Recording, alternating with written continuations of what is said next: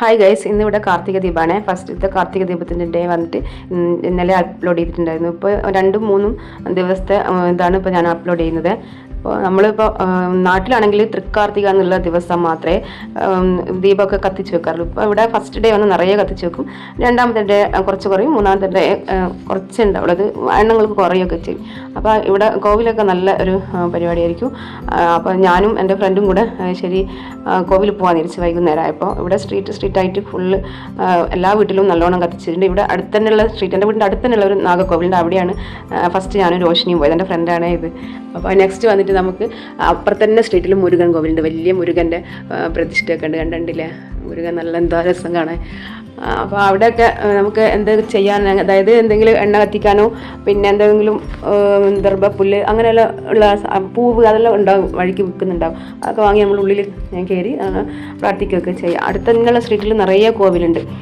അപ്പോൾ ഇന്ന് കാർത്തിക ദീപം ആയതുകൊണ്ട് ശരിക്കും നിറയെ ദീപങ്ങളുണ്ടാകും ചിരാതിൽ. മഴയുണ്ട് നല്ല കേട്ടോ. അപ്പോൾ നമ്മൾ ഉള്ളിലേക്ക് കയറിയിട്ടുണ്ട് എല്ലാവരും ചേർന്ന്. കണ്ടില്ല, ഇവിടെ ഒരാഴ്ചയിൽ ഒരിക്കലേ ഇവരൊക്കെ തല വിളിക്കുള്ളൂ, എന്നിട്ട് അവർക്ക് എത്ര മുടിയുണ്ടെന്ന് കണ്ട. തമിഴ്നാടിൻ്റെ രഹസ്യം അതാണ് ശരിക്കും സ്ത്രീകൾ.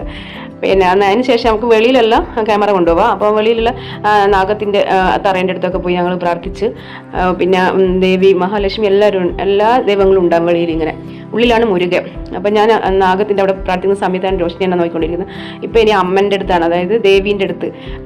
മുരുകൻ്റെ അടുത്ത് ഉള്ളിലേക്ക് ക്യാമറയൊന്നും കൊണ്ടുപോയില്ല. ദേവീൻ്റെ അടുത്തൊക്കെ അടുത്ത് നിന്ന് നമുക്ക് പ്രാർത്ഥിക്കുകയൊക്കെ ചെയ്യാം. അവിടെ തൊട്ട് നമുക്ക് സിന്ദൂരവും ഇതൊക്കെ വെക്കുകയൊക്കെ ചെയ്യാം കേട്ടോ.